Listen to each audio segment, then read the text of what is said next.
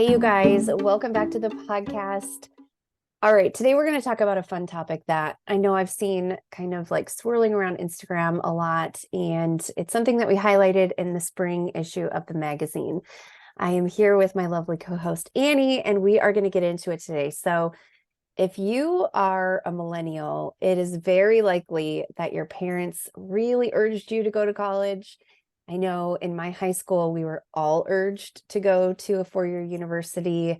Even those of us that had no plan of what we wanted to do with that college degree, or even like what type of degree that we wanted to get in the first place. It was just very, very heavily implied, if not overtly stated, that anything less than a bachelor's degree was just wasting potential and should be totally ignored.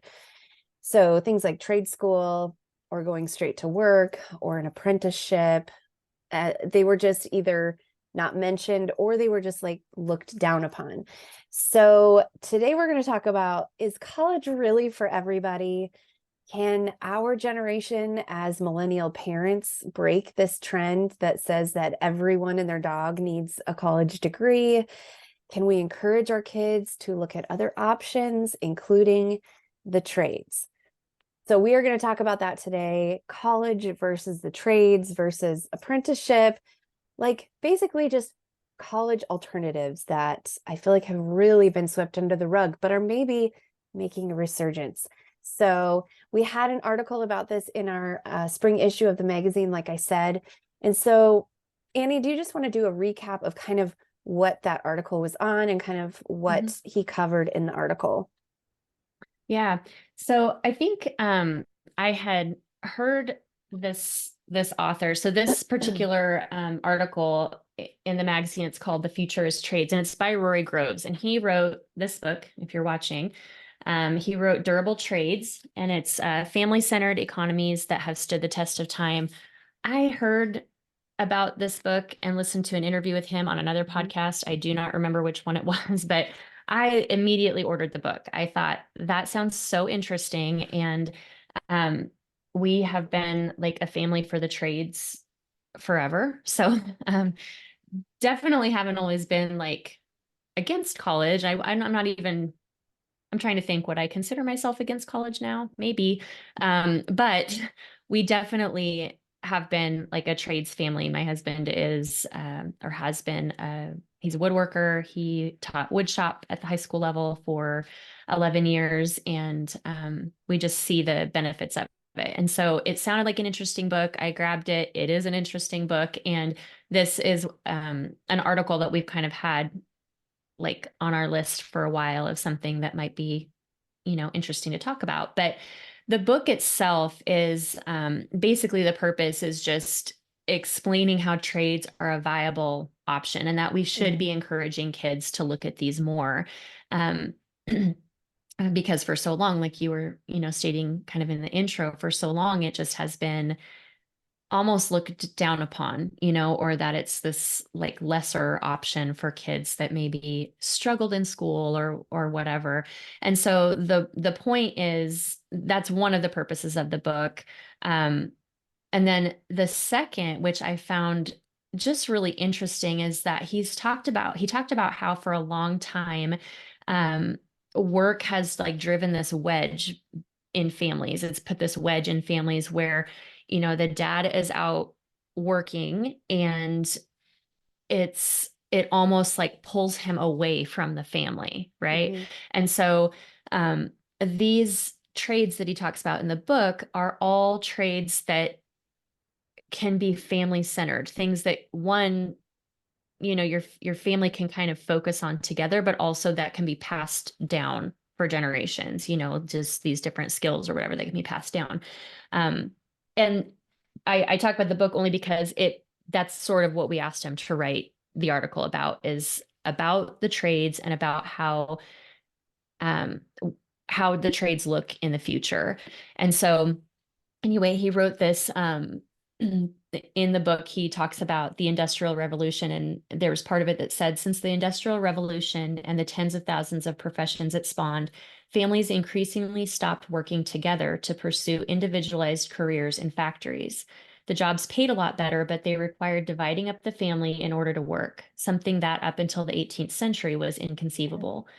And so he proceeds in the book to give a summary of the most stable professions in history, Mm-hmm. um, with the attempt to just kind of bring some ideas. Yeah. Especially I just recommended this book to a friend who has, she has all boys, but, a couple of them are older and starting to think about, what they might want to do. And I think this is such an important thing to talk about, because so many professions anymore really do pull the dad in particular away from the family. And it doesn't have to be that way. I mean, I guess if that is what you want, you know, then go for it. But I know for us, we don't want that. We like having Aaron around and available, and so I just found it really, really interesting. So that's kind of where the whole thing stemmed from. And then he talks about in the article just how exactly trades are, increasing. The need for trades is increasing. Um, and so anyway, it's a great Yeah. article. He did an amazing job. And I don't know, should we just go through kind of like some of the points that he made in here? Yeah. Yeah. I Sound think some of good? the highlights would be good. And I don't have it in front of me. So I'm That's relying okay. on your, I'm Okay. relying on you having it because I don't have it in front of me. Okay. Okay. So he talks about the stigma, which we kind of mentioned already, Yeah. the stigma around trades, and how um, I think a lot of people have looked at trades as, a lower paying and less Hmm. honorable profession. And um, it's just not the case. I mean, I don't know about you, but I do feel like there are plenty of people in the trades that make much more than we do, Right. and that's from Aaron has an advanced degree. He has a master's in teaching, and yeah, there's plenty of people like electricians and that make quite a bit more money than we ever have. Well, So and I it's think too, if you're looking at it like it's not just you by yourself, it's starting a business. It's not just, handyman Rick, which is totally fine right. too.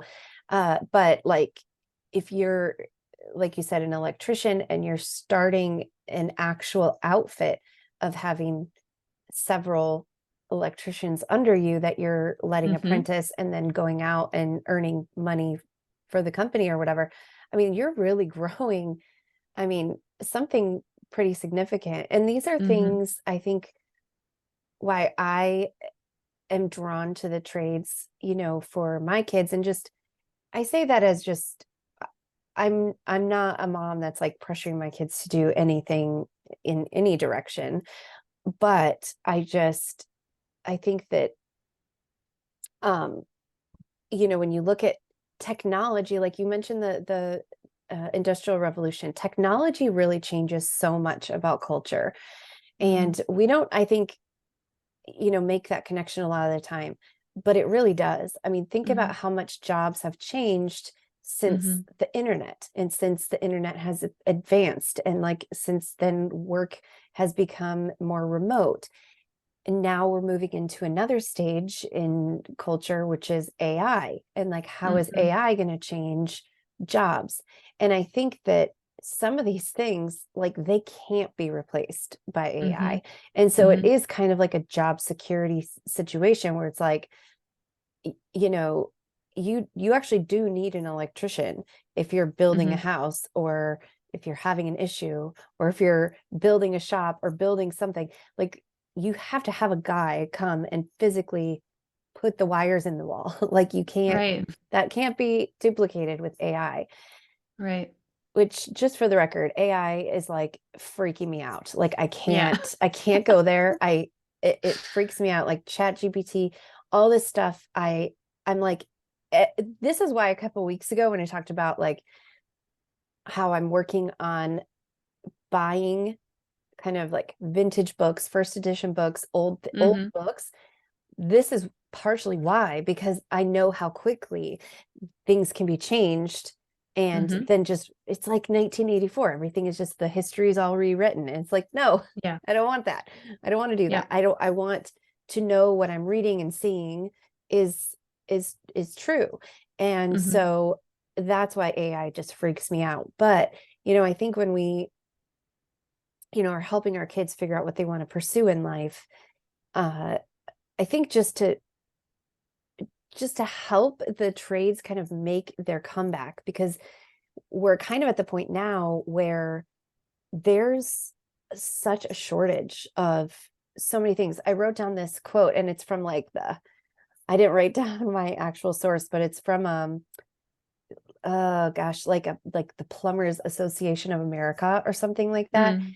But it said that one of the reasons for the shortage of plumbers, because plumbers is just one of the trades, right, that's kind of Mm-hmm. suffering, is an aging workforce. So many plumbers are nearing retirement age, and there are not enough new workers to replace them. And it says, in fact, oh, here it is, the National Kitchen and Bath Association, who knew there was even such a thing? Who knew? Yeah. Who knew? Estimates that 60,000 plumbers retire each year, and only 30,000 new apprentices are entering the field.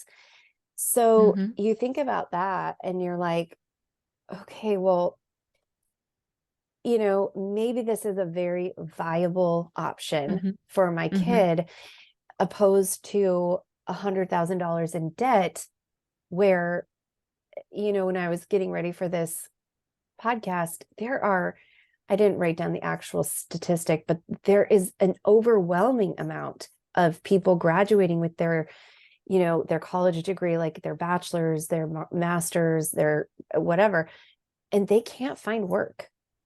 No, Like there's I know. no And jobs for them. right. And he makes the point in this article that there are college students today who are studying for careers. Let me get back to the AI thing. They're Yeah. studying for careers that won't exist by the time they graduate. So the jobs will be gone, but their student debt will not. Right. Like it'll remain. And I don't know about you, but we've definitely noticed just in like the small area that we are, the shortage um of workers in the trades Yeah. and the impact that it has had. I mean, just as one example, the mechanic in town, we live in a small town. I think there's a couple of shops, but the one main one that like everybody goes to, you have to wait like 4 weeks just to get your car in to be checked. Like, my car's not working. I'm not sure what's wrong. Okay, bring it in 4 weeks and we'll take a look at it. Like, who can do that? What are you supposed to drive until, you know what I mean? But they have no mechanics. And Hmm. that's just one thing, but we've seen that. I mean, we've seen it in building and how Yeah. long it's taking to get, like if you're building a home or whatever, there's just a shortage in all of the areas because for so long we have been pushing away from that. We've been pushing kids to, that's not a viable option. Um, there's this whole idea that like, why would you do that? You'll never make money at that. It's not a good option for raising a family. And it totally is. Like, I'm not sure, I don't exactly know where that came from, where that whole stigma came from, because these are professions that really they've been around forever and they Hmm. have stood the test of time. So at what point did we say, mm, you should do this instead? You should go get your, I don't know, liberal arts degree in something. It's worthless. Right. It's worthless. It's absolutely worthless. Well, and I think that I don't like just throwing whole generations under the bus. I do think that the baby boomers, just to give them some grace, I do think like their intentions for driving all of their millennial children to go get college degrees, I think they Mhm. probably thought, I want my kids to have money. I want them to be successful. I don't want them to Mhm. struggle. I mean, these are the parents that were, raising kids in the 70s, which were hard years. Like economically, Mhm. there were some very difficult years in there. I mean, gas was super Sure. high. They were, there was a lot of inflation. Everything was expensive and difficult. And Mhm. so I think they kind of scraped by, just by and large. I'm generalizing, but, I think a lot of them really struggled. just financially. And they were like, okay, if this must be the golden ticket, is to get Mm-hmm. a degree of some kind and to work more of a white collar job instead of a blue collar job. It just seems like this has to be the better option for my kids. And so I think, and then I think, of course, then, maybe looking at the maybe more cynical view of things, I do think then that the federal funding towards universities and stuff like that really kicked into gear. And, they established the Department of Education. All of those things, I think, really then shifted everything towards the Mm-hmm. universities. And it was like kind of a conglomeration of the parents, the government, the university system growing and growing to like kind of a monstrosity where they kind of have the Mm-hmm. corner of the market. And then it's like developing so you can like take out these loans. And so it's like, it's fine. Where now it's like you have these millennials that are well into their career still paying off their Yeah. college debt. And Mm-hmm. so I'm not quite sure if anyone really is winning in this scenario, but Right. I do sense a shift where there's a lot more skepticism towards Mm-hmm. college. Mm-hmm. And I don't think that all college is worthless. I don't think that all college is bad. I do think like with the liberal arts degree, I do think like there's even something to say about getting a really good, well-rounded education. Um, because there are some things that you can do with it, but I do think like a lot of times you're using that time in college to like figure out what you want to do, which Mm-hmm. I just think is a very expensive way Yeah, I was going to say, to at what figure out what you cost? want to do. I mean, you're spending so much money that you don't have because everyone's just taking out loans and getting it. I guess that's why I say I feel like it's worthless. Is some of the education that you get valuable? I suppose, but can you get it like apart from college? Yeah. If Yeah. you love to learn, you can learn anything on your own. It doesn't need to be at the expense of years being riddled with debt. And I feel like that's what we want to teach our kids because, again, like one of my soapboxes for years has been that we expect kids who are 17 and 18 years old to know exactly what they want to do with their lives because we push them at that age into college, like into starting a path that sometimes I think they're even scared to get out of. Like you get halfway down that path and you're like, I don't really like this. Like, this Yeah. isn't really is this what I'm going to do for the rest of my life? And you're so far down it, or you feel like you are, or you've taken out all these loans to attempt this degree and you just keep moving in that direction. And I don't know, I think maybe find yourself stuck almost. And it just feels like way too young of an age to try and determine. I mean, I to try and determine what you want to do with the rest of your life. Hmm. I feel like Aaron and I are living examples of that, just Yeah. going to school, paying for these degrees. I mean, we're in our early 40s and we just 2 years ago paid off student loans. Oh, it's so depressing, isn't And I it? think And about it is because then I think about all of that money that we put towards those, what we could have done with that, like what we could have invested that in so many areas that would have set us up in a better position. And I never, I never look at my degree. Like I really tried hard every time we wrote a check, to make our monthly payment, I really tried hard to just be grateful and be thankful and say, like, as I was writing it, because it was expensive, it was really expensive, but to just say, um I'm thankful that I have this, and that I can make this payment. I'm thankful that Mhm. I can make the payment.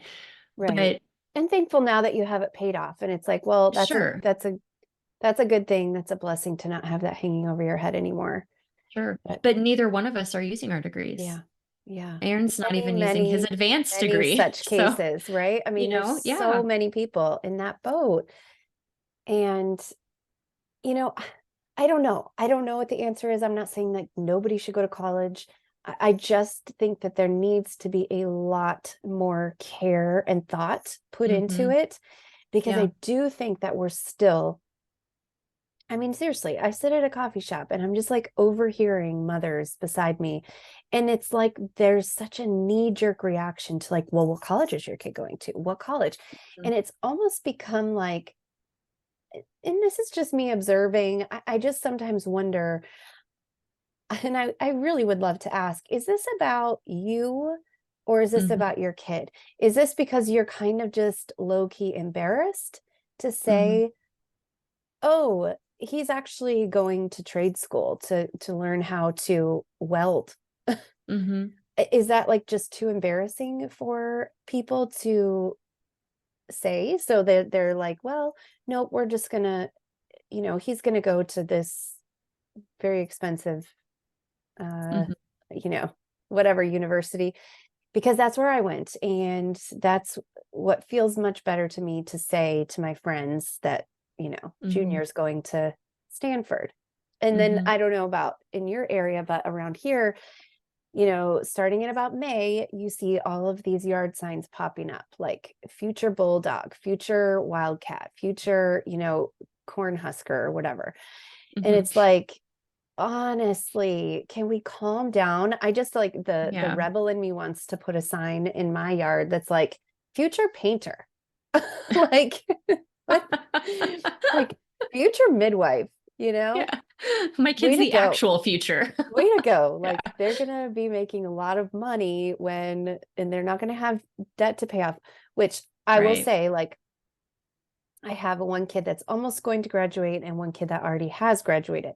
My older son, he went the way of the trades. He's tried a few things out. He went to trade school for a time.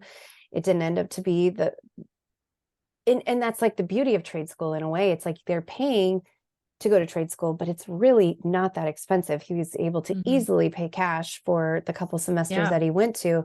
And he was like, Mom, I just don't think this is what I want to do. And I'm like, that's totally fine. Like, let's try something else. So he worked for a while and then he got connected with someone that we knew years ago. And now he's working alongside this guy.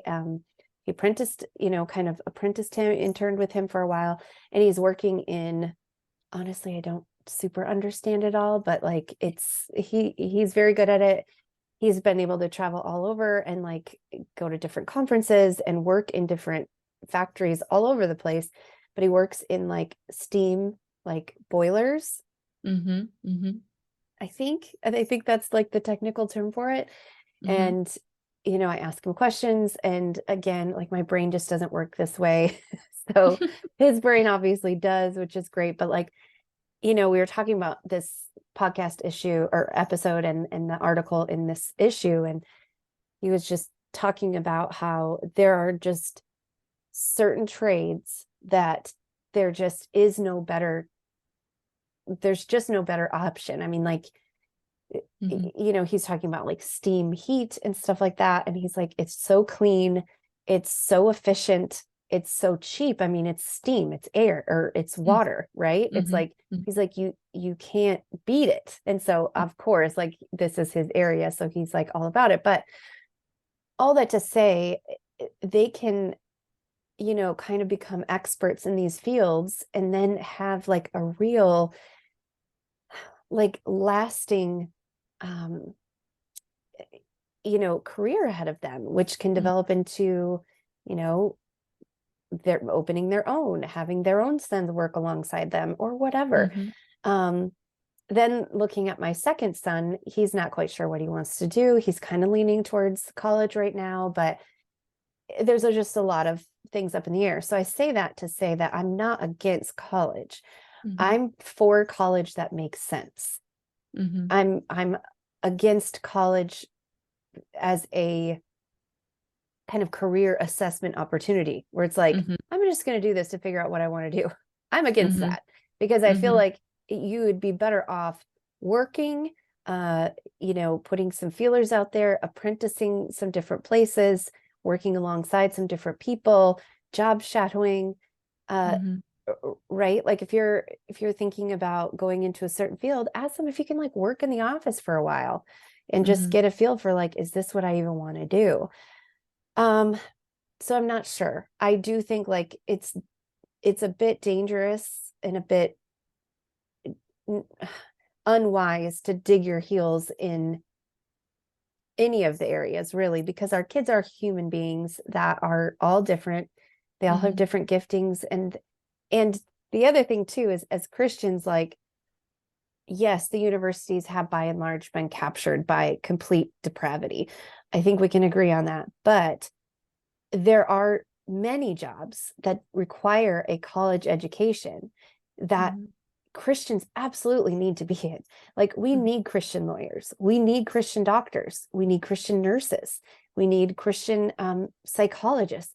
All of these areas that, you know, some jobs, no, Christians have no business. But there are Mhm. a lot of jobs where it's like, I want a Christian doctor, right? If Mhm. I'm going to go see a counselor, I want a Christian counselor.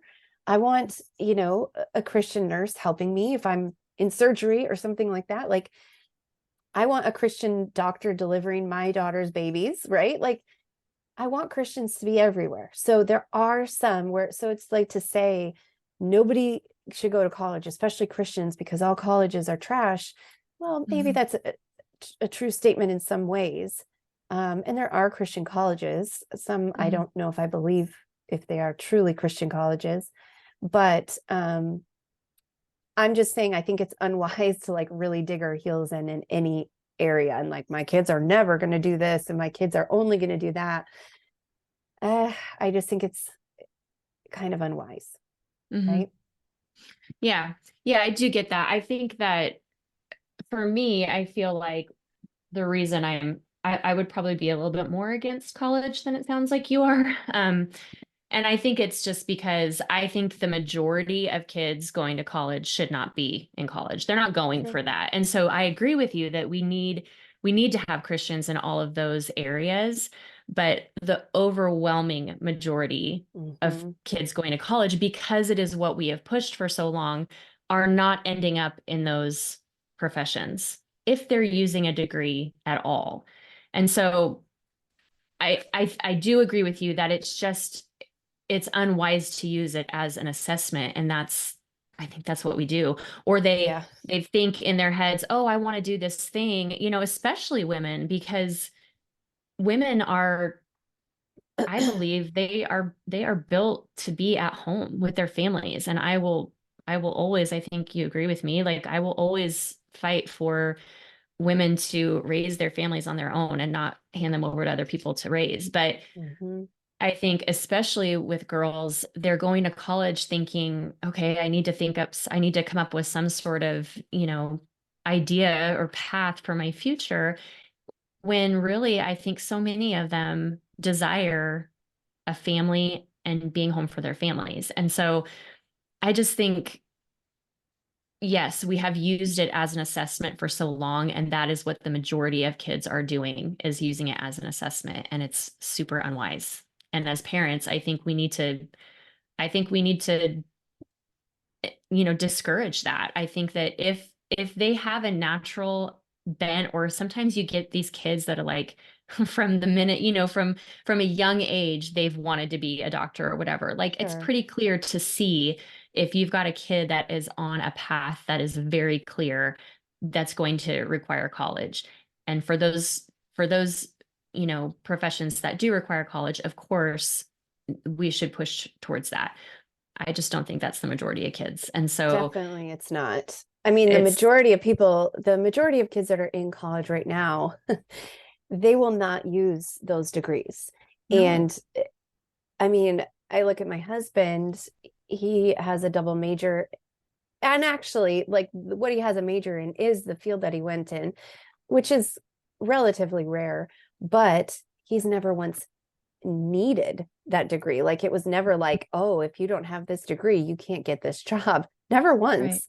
Or is it even information that he couldn't have been apprenticed? Like, he couldn't have learned from somebody doing the job and just Maybe. being in that Yeah, field? maybe. Some Now, of it I think is even that. Jared will say that there were certain professors that had a big impact on him that he actually did learn a great deal from. Mhm. And that's fine. I do think, like, That's kind of probably pretty rare too. I've not heard many people, just anecdotally, I've not heard many people say, like, yes, this degree was extremely beneficial to me, and I would be, you know, I would Mhm. be less if I didn't have it. But I don't know. I do think though, your point with the girls versus the boys, having now two boys done and nearly done with high school, and now having two girls, in high school and upper elementary, it's crazy to me, like just how differently, just instinctively, you approach the girls Mhm. versus the boys. And I don't care what anybody says, like, as a woman, when you have that baby, your biological pull is most of the time going to want to be with that baby. And Mhm. so what my goal is to help my girls set up, their future so that they aren't burdened with a ton of debt, that they have, to help them choose something that is conducive to motherhood, that is Mhm. that they could do while being a mom, that they could easily set down and pick up at different busy stages, or less Sure. busy stages in their life. um, you know Phyllis Schlafly, one of my heroes and icons, she always says that as women, you can have everything, but you can't have it all at once. And Mhm. some people might say that's unfair. Well, but men and women are different. Like, that is just the reality, and women were the ones that were made to have the babies. Yeah. So you might not like it, but that's just the way it is. Yeah. And so just the idea that women of course can have a career, women of course can do, go to college, women of course can do whatever, Mhm. but there will be sacrifices, Yeah. one way or another. Whatever you choose, there will be sacrifices, and women just are the ones that usually have to make those big choices. um and the choices of whether or not, like, they're going to be staying home or not. So what Phyllis Schlafly's idea, just her thought was, like, you have a lot of time. You have, like, say 40 and beyond to have a career, but Mhm. you don't have, like, it's just a biological thing. You only have Mhm. this amount of time to have a baby. You do have a much longer extended time to have a career. And Mhm. so just to keep that in mind. And so, like, that's just something I'm trying to teach my girls. Like, no, I'm not saying you can never work. I'm not saying you Mhm. can never, ever have a job or get a paycheck. But just keep in mind, like, you will probably, when you have a baby, you will probably want to be the one that takes care of that baby. I mean, how Mhm. many women do you know that do work full time, that are like, oh, I would just love to stay home? And I mean, I know it's hard out there. I do. I know, like, the economy's hard. I know inflation is bad. I know it's hard out there. But I Mhm. think, as best as we can, to set our daughters and our sons up to be good providers, but to set our daughters up to be, just aware of the amount of debt they're taking on, the career Mhm. path that they're choosing. Um, can a woman, can a mother and a woman be a brain surgeon? Of course. Is that job very, like, demanding and stressful, and would probably compete quite a bit with being a mom? Yeah, it probably would. Mhm. um so just to think about those things, Mhm. is that the kind of, like, what do you envision for your life? Which I Mhm. know is like a big hard question, Yeah. for a young person, but it's like, this is the system that it is, and so Mhm. we need to be wise about what we're choosing, even at a young age, so we're not kind of signing ourselves up for a path that is just very, very difficult to get off of, Mhm. especially as women.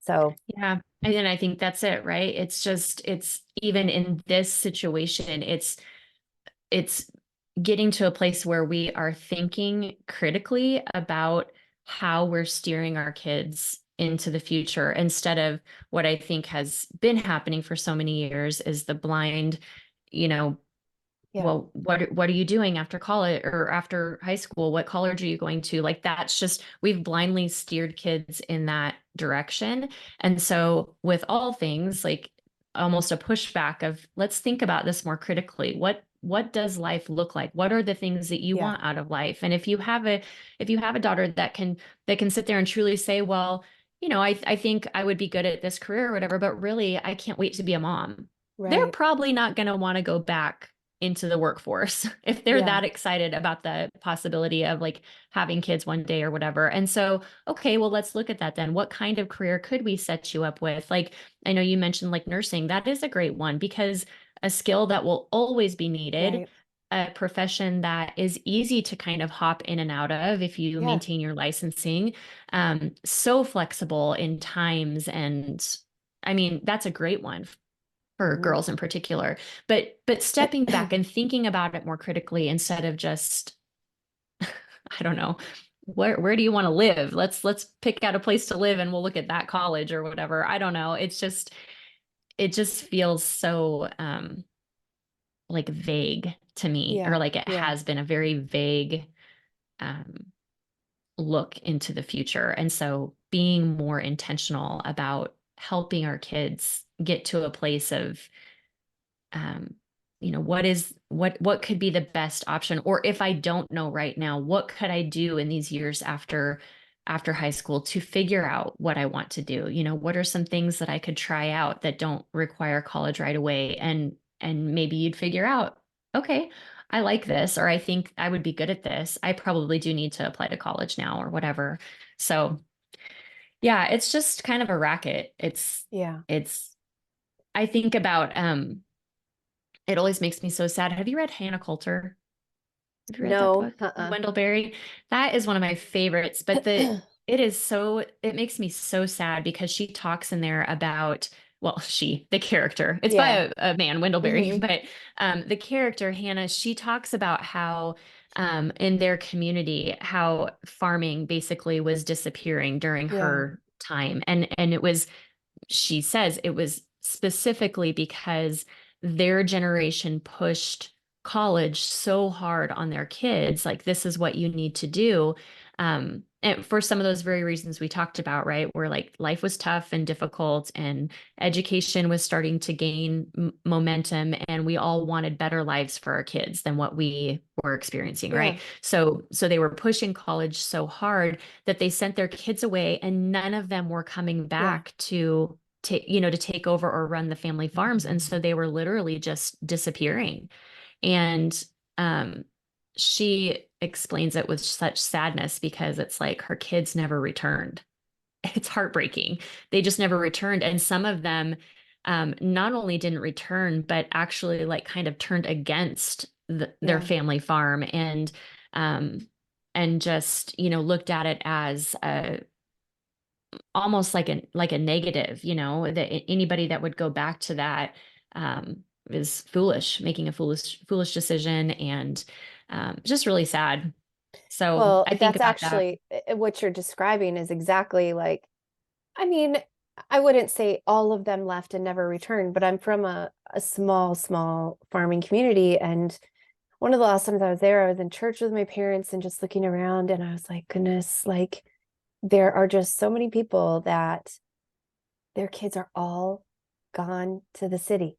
Like I'm Mm, looking around, like her kids are in the city, her kids went to the city, her kids went to the like, uh, and so it's just a lot of older people. And there are some that the boys returned after they went to 4 years of egg college or whatever. Did they need it? I don't know, but maybe they yeah. found their wife there, whatever. And they came back to the farm and they're running the farm now. But that Mhm. is becoming less and less. And I do wonder, like, I don't know, are things changing? Are are we kind of changing our ideals and this pipeline of just high school to 4 year university to Mhm. upper degrees and things like that to like not having a job? Like, are we kind of learning our lesson here? Are we kind of like changing what we're thinking there? I don't know. Mhm. I don't know. But I think like just by having conversations like this, that's, I think, why I wanted to include this in the magazine, why I wanted to do an episode on this, because I do think like it just needs to be a bigger conversation in households. And like, Mm. that's the goal, right? Is to kind of raise some of these questions that, I think are important for our time. Mhm. Do we all need to go to college? No, I don't think so. Were we raised to think that we were all supposed to go to college? Yeah, pretty much, Yes. pretty Yep. much. And so some of these generational things, I think in order to improve society, we need to then actually, put feet to the ground and be like, okay, I'm not going to be afraid of what my neighbors think. I'm not going to Mhm. even consider what anybody thinks of what our children do post high school. We're going to do what's best for our child. And Mhm. what's best for our child is to go to trade school for a while, is to go Mhm. apprentice this, welder, painter, plumber, electrician, whatever. Mhm. And we're just not going to be caught up in what everybody else is doing, because I don't think it's gotten us to a very good place. Mhm. Right? I mean, we all Right. went to public school. We then all went to public university. Then we all had student debt. And then we all were like struggling to find jobs that were like lasting and not being taken over Mhm. by, Mark Zuckerberg. Right. So Right. it's like, I don't know, guys, if it's not working, then maybe we should do something different. Like, even Yeah. though we love our parents, I don't think like I just do think like with every generation, there's things that our kids will be doing podcasts on, saying like, well, those millennial parents. Yeah. I have For some sure. theories on what those things might be, but I think that let's try to course correct while we can, right? Mhm. And I think that just to kind of wrap up this portion of the conversation, we are going to get to it currently because we didn't last time because we had a longer conversation. But I think that as parents, we just need to be aware that the tides really are turning in Mhm. the workforce, and that no longer is college a guarantee of a good job. It Mhm. just isn't. Yeah. And the research is just readily available that there's a growing number of college grads that are struggling to get jobs, and there is a dire need for many, many trades. We hit on some of them, but even for our girls, there are trades that they can be getting into as well. And so it seems like more of a masculine type of field, like, machinery and welding and things like that, which by and large it is. But there are different things that girls can do too. And so we just need to keep it in mind, and we need to not be caught up in the culture, especially as Christians. We should be Mhm. countercultural. We should be doing Right. something different. We should be doing what's best for our families, for our kids' futures, like truly good, and not even take into account like, how's this going to make me look? How's this going to make me feel? Like, am I going to Mhm. be embarrassed at bridge club telling Marge, oh yeah, Sophie, she's, Nobody's named Marge anymore, Alicia. yeah, but you know what I mean. Yes. Marge, Marge Well, is large and in charge out there yeah. somewhere. Marge Yeah. is listening. She knows, but That's right. That's right. I feel like we need to like really get over this sort of faux pas that Mhm. we're we don't need to fit in. And in fact, we might set our kids up for much greater success if we Mhm. encourage them to do something that is very countercultural. I don't Yeah, know. and to the point, I feel like to the point of what his main point in this book is, I don't feel like that's exactly what we asked him to write on. We asked him to write on like the future of trades, but Right. the book is centered around trades that are family centered. And Yeah. he really pushes the point home that it's a paycheck is nice, obviously, and it's necessary to live and it's necessary to raise a family, but ultimately it is not what brings us satisfaction. So if you want to even get your kids critically thinking about, okay, if your sons or whatever, what do I want to be constantly pulled away from my family? Mhm. Or do I want to think about something that I could enter that might be more conducive to spending time with my family, um, or even, bringing my family into this kind of thing at some point? I think those are good questions to ask. And I think that as Christians, our focus should be our families and not so much this like amazing career. Do you know what I Hmm. mean? I mean, it just feels like we should be thinking more family centered when we're thinking about our futures. Right. So Right. it's a great book. I would encourage you to pick it up.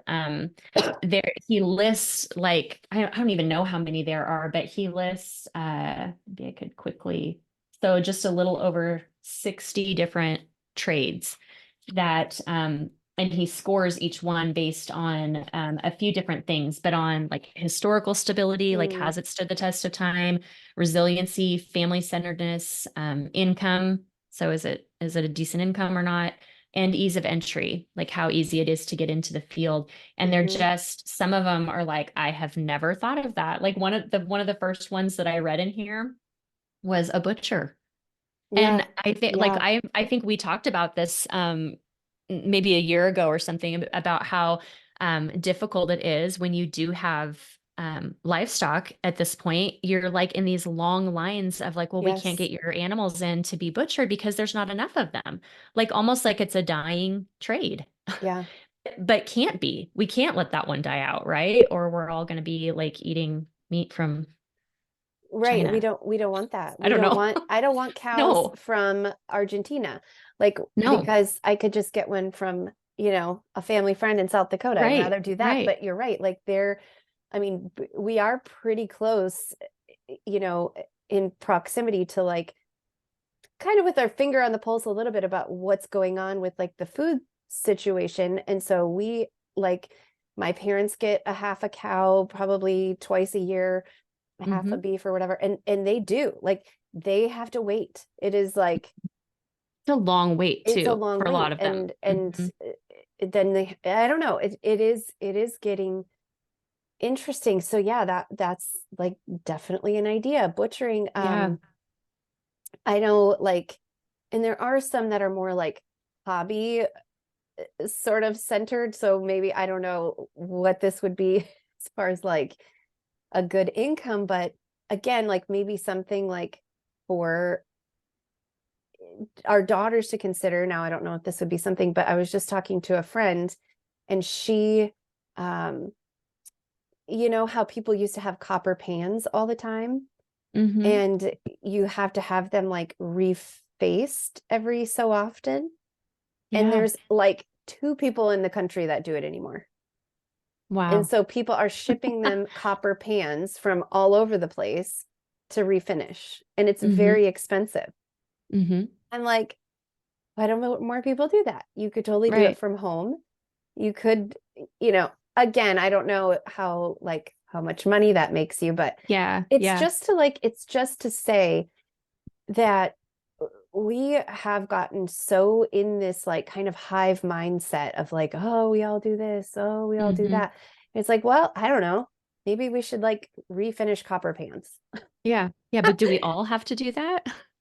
Do we have Right. to just because that's what we've done forever? Like, Yeah. I don't know. When things like that happen, my natural instinct is to push back. If Yeah. everybody's doing one thing and it's not like it always makes me pause. It always gives me Right. pause. If everybody is doing something, I naturally want to do the other thing. I'm not saying that's always right. Sometimes it's the wrong thing, but I still want to do the opposite usually. But Hmm. but yeah, I mean, it's an interesting book. I was looking at one more I was going to bring up because Yeah. it definitely would apply to girls, but um a tailor. Hmm. Like that was Laura Ingalls, that was her first job. Yeah. Remember how she got a job sewing um in town? And I just feel like that's something that can be done in your own home while Hmm. raising a family and will likely be something that will always be needed. I mean, if they needed it back then in the 1800s, I'm Yeah. guessing that we're always going to need the skills of a tailor. If you have a kid that loves to sew, like what a great trade to go into. you know? Actually, it's so funny that you say that because the last time I was back home, we have a quilting shop in my small town, and I was in there talking to one of the gals that works in there, and she said that her sister, who lives in another very small town, that's her job. Like she Hmm. started having her babies, and she was like, "Yeah, I don't want to go to work," and so she started like tailoring people's clothes.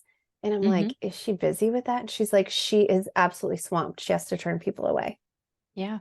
I'm like, Yeah. that is so cool. And they're just ones that you don't think about because Right. for so long we haven't been taught to think about those trades. And so, yeah, even if you just need some ideas, it's a great book. He does a Yeah. great job. This We'll just put really we'll put the link to interesting. that in the show notes and stuff so you can grab that book. And I think just to keep your mind open and out of Hmm. the hive mind, because Yep. it is very easy to get caught up in what everybody else is doing. If there's a comfort, right? We're community seekers. Like we're, you know, even though we're individuals, we do have a bent for wanting to belong to a community. We want that acceptance. So it's not like shocking to me that we're all like, oh gosh, well, they're doing it, maybe I should do it too. I mean, I understand it, but I do Hmm. think like let's pull away a little bit and like start making community with people that are more open-minded when it comes Hmm. to what our kids should do post high school and what we should be Yeah. really encouraging them to do. Again, I think like we do need to remember our kids are whole persons. Our kids, Yeah. God has plans for each of us that we don't want to be like so dead set on like, oh, Yeah. you're never doing that. But just to give them the permission to like, you don't have to do this. You don't have to do that. Like, let's Mm-hmm. really figure out who you are, what your skills are, what God has in store for you. And like, let's just do the next right thing. We'll get there in a Right. second. But Yeah. okay. So we're gonna wrap there. I hope that you guys got some maybe ideas from the book, from the article, and maybe just got your wheels spinning a little bit about your kids and how we should be encouraging them as our kids get older. Mm-hmm. But before we go, we always end the show with something that's from our currently list. We didn't do this last time, like I said, because our episode started to go long. But today, we're going to share something that we're listening to. Mm-hmm. So, Annie, what is that? What is that thing? Okay. I think the last time we did listening to, I brought up a podcast as well, but I recently listened or have been listening to the Rest is History podcast. Is this one Oh, you've listened to? no. No? Okay. So it's a couple of British guys and they have a series on there. I think it's like a 7-part series, probably a little over an hour each one. So it was long, but it was all about the JFK assassination and it was Mm, riveting. Like interesting.